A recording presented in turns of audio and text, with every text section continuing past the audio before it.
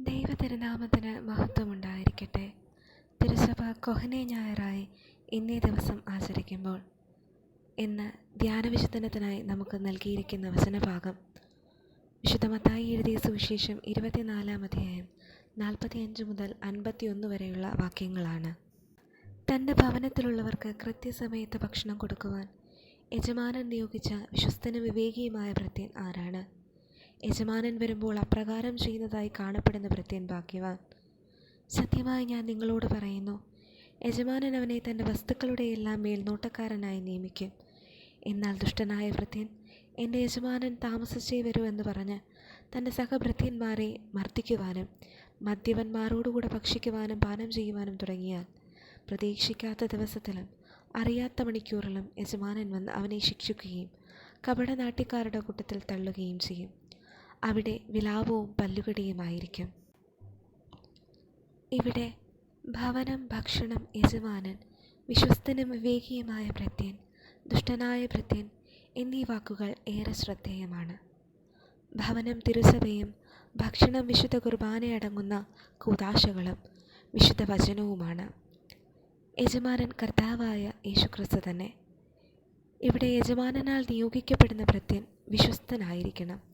അതായത് ഏൽപ്പിച്ചിരിക്കുന്ന ഉത്തരവാദിത്തങ്ങൾ യജമാനൻ തിരികെ വരുന്നതുവരെ പൂർണ്ണതയോടെ ഇടപെടാതെ ചെയ്യുന്നവനായിരിക്കണം ആ ഭൃത്യൻ. മാത്രമല്ല, അവൻ വിവേകിയുമായിരിക്കണം. തിന്മ പെരുകുന്ന ഇന്നിൻ്റെ കാലത്ത് ദൈവജനത്തെ വിവേകപൂർണമായ വിശുദ്ധിയോടെ ആത്മാവിൻ്റെ നിമന്ത്രണങ്ങൾക്കും തിരുസഭയുടെ പഠിപ്പിക്കലുകൾക്കും അനുസൃതമായി നയിക്കുവാൻ കഴിവുള്ളവനായിരിക്കണം അവൻ.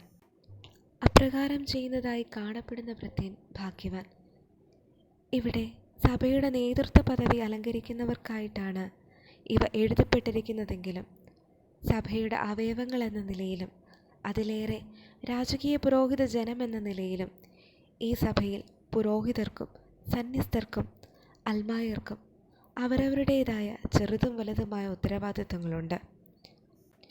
വിശ്വസ്തനായ ഭൃത്യന് പുതിയ ജെറുസലേമിൽ ഉന്നത സ്ഥാനം യജമാനൻ നൽകും. അതായത് പുതിയ ആകാശവും പുതിയ ഭൂമിയും സമാഗതമാകുമ്പോൾ അവൻ കർത്താവായ യേശുക്രിസ്തുവിനോടൊപ്പം സമുചിതമായ സ്ഥാനത്ത് ഉപവിഷ്ടനായിരിക്കും. എന്നാൽ അവിശ്വസ്തനായ ഭൃത്യന് അഥവാ ദുഷ്ടനായ ഭൃത്യന് ലഭിക്കുന്നത് വിലാപവും പല്ലുകടിയുമാണ്. ഇവിടെ അന്ത്യവിധിയെപ്പറ്റിയുള്ള ഒരു സൂചനയും എടുത്തു പറയുന്നുണ്ട്.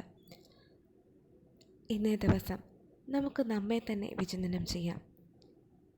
ഞാൻ എൻ്റെ യജമാനനിണങ്ങിയ വിശ്വസ്തനും വിവേകിയുമായ ഒരു ഭൃത്യനാണോ?